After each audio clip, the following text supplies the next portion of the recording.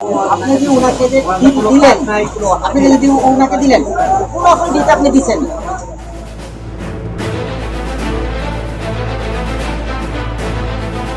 কোটা সংস্কার আন্দোলন থেকে আওয়ামী লীগ সরকারের পতন ঘটানোর এক দফা আন্দোলনে রূপ নেওয়া ছাত্র জনতার গণ অভ্যুত্থানের সময় নানাভাবে জনসাধারণের পক্ষে কাজ করতে দেখা যায় সেনাবাহিনীকে।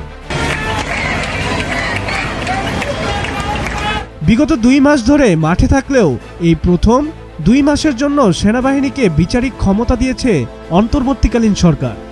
এই যে ম্যাজিস্ট্রেট পাওয়ারটা, এইটা সুবিধাটা ভোগ করবে বাংলার জনগণ। এর ফলে নির্বাহী ম্যাজিস্ট্রেটের দায়িত্ব পাওয়া সেনা কর্মকর্তারা কোনো অপরাধ সংঘটিত হলে অপরাধীকে গ্রেপ্তার করতে বা গ্রেপ্তারের নির্দেশ দিতে পারবেন। এছাড়া সেনা কর্মকর্তারা ফৌজদারি অপরাধে বিভিন্ন ধারা অনুযায়ী অপরাধের বিরুদ্ধে ব্যবস্থা নিতে পারবেন। গেল মঙ্গলবার রাষ্ট্রপতির আদেশক্রমে জনপ্রশাসন মন্ত্রণালয়ের এক প্রজ্ঞাপনে এ তথ্য জানানো হয়েছে। পরবর্তী 60 দিনের জন্য সেনা কর্মকর্তাদের এই ক্ষমতা দেওয়া হয়েছে। সেনাবাহিনীর নির্বাহী ম্যাজিস্ট্রেটের ক্ষমতাপ্রাপ্ত কর্মকর্তারা ফৌজদারি কার্যবিধির 1898 এর বেশ কিছু ধারার অপরাধগুলো বিবেচনায় নিতে পারবেন বলে প্রজ্ঞাপনে জানানো হয়েছে।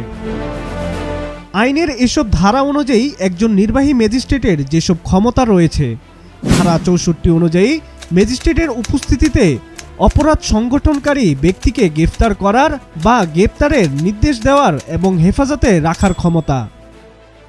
ধারা 65 অনুযায়ী গ্রেপ্তার করার ক্ষমতা বা তার উপস্থিতিতে গ্রেপ্তারের নির্দেশনা যার জন্য তিনি গ্রেপ্তারি পরোয়ানা জারি করতে পারেন। ধারা 83, 84, 86 অনুযায়ী ওয়ারেন্ট অনুমোদন করার ক্ষমতা বা ওয়ারেন্টের অধীনে গ্রেপ্তারকৃত অভিযুক্ত ব্যক্তিকে অপসারণের আদেশ দেওয়ার ক্ষমতা। ধারা 95 অনুযায়ী নথিপত্র ইত্যাদির জন্য ডাক ও টেলিগ্রাফ কর্তৃপক্ষের দ্বারা অনুসন্ধান এবং আটক করার ক্ষমতা।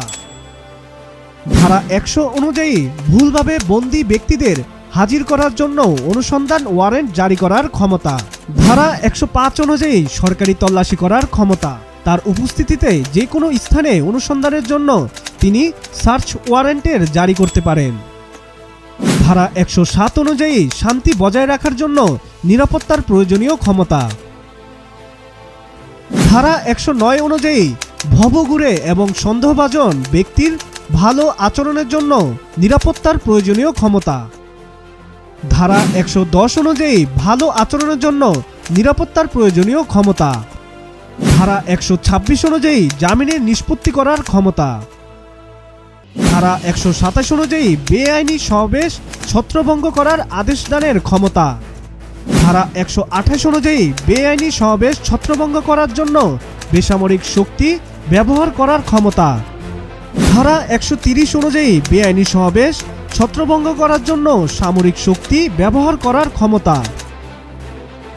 ধারা 133 অনুযায়ী স্থানীয় উপদ্রব্য নিয়ন্ত্রণের ক্ষেত্রে বিশেষ ব্যবস্থা হিসেবে আদেশ জারি করার ক্ষমতা।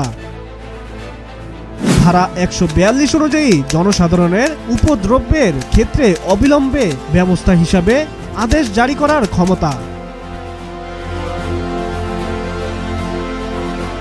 উল্লিখিত ক্ষমতা ছাড়াও যে কোনো নির্বাহী ম্যাজিস্ট্রেটকে মোবাইল কোর্ট আইন 2009 এর অধীনে মোবাইল কোর্ট পরিচালনা করার জন্য সরকার এবং সেই সঙ্গে জেলা ম্যাজিস্ট্রেট দ্বারা সংশ্লিষ্ট এখতিয়ারের মধ্যে বেসামরিক শক্তি ব্যবহার করার ক্ষমতা। অভিযুক্তের স্বীকারোক্তির পর ম্যাজিস্ট্রেট সংশ্লিষ্ট আইন অনুযায়ী অপরাধীকে সাজা দিতে পারবেন, তবে কারাদণ্ডের ক্ষেত্রে 2 বছরের বেশি নয়।